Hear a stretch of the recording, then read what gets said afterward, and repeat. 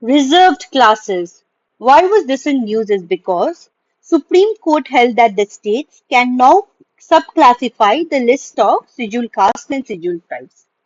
So, Supreme Court has overruled its decision of 2004, also known as E.V. Chinnaya versus State of Andhra Pradesh case, in which the Supreme Court stated that all the SC and ST populations were of homogeneous group and there was no further need of categorizing them. But right now, Supreme Court has held that the states can subclassify. It was to ensure that the benefits of reservation reach the most marginalized section within these communities. So now let us understand who are the reserved classes. Reserved classes in India refer to specific socio-economically disadvantaged group who are granted certain privileges and benefits under the Indian Constitution to ensure their social and economic upliftment. The primary reserved classes in India are scheduled caste, scheduled tribe, and the other backward classes. And in 2019, an amendment was made, also known as 103rd Constitutional Amendment Act, in which the economically weaker section of the general caste. So who are the general castes? All those class who does not belong to SC, ST and OBC population. So in 2019, reservation was extended to the economically weaker section of the general caste and it provided 10% of reservation in the educational institution and government jobs. So now we have understood who are reserved classes and now let us move to the constitutional provisions provided in the constitution for SCs and STs. The first constitutional provision is Article 15. Article 15 prohibits discrimination on the grounds of religion, race, caste, sex or place of birth. And Article 15, Clause 4 provides the states to make special provision for the advancement of SC and STs. Article 17 abolishes untouchability. Article 46 directs the state to promote the educational and economic interest of SC/STs and to protect them from social injustice and exploitation. Article 330 provides for the reservation of seats for scheduled caste and scheduled tribe in the Lok Sabha, and Article 332 provides for the reservation of seats for SC and STs in the state legislative assemblies.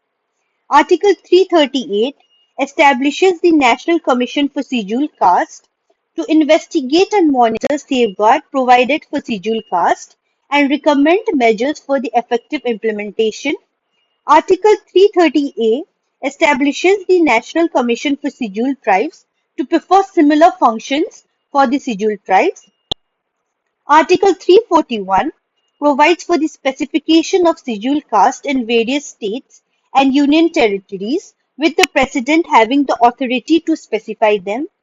Article 342 provides for the specification of STs in various states and union territories, with the President having the authority to specify them. So remember, the President is given the authority to specify the SCs and STs of various caste and union territories. Sorry, various states and union territories. And Article 335 ensures that the claims of SCs and STs are considered in the context of maintaining efficiency in the administration. So this were the constitutional provision provided for the SC and ST communities. And the most important information to remember here is the President has the authority to specify the scheduled caste and the scheduled tribe of various states and union territories with recommendation from the union government. So the President has the authority to specify scheduled caste and scheduled tribes. So this fact becomes important. Now let us move to the process for inclusion and exclusion of scheduled caste and scheduled tribe.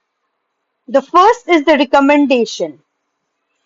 Recommendation for including or excluding communities from SC or ST list can initially come from the state government. Then we have constitutional bodies like National Commission for Scheduled Caste and National Commission for Scheduled Tribe. This commission play a crucial role in examining petitions and providing recommendations regarding the inclusion or exclusion of communities from scheduled caste and scheduled tribe list. And the second is the review and consultation. The review process involves examining socio-economic data, historical context, and the current status of the communities. This includes analyzing factors like income level, land ownership, and other socio-economical indicators. Then we have presidential notification.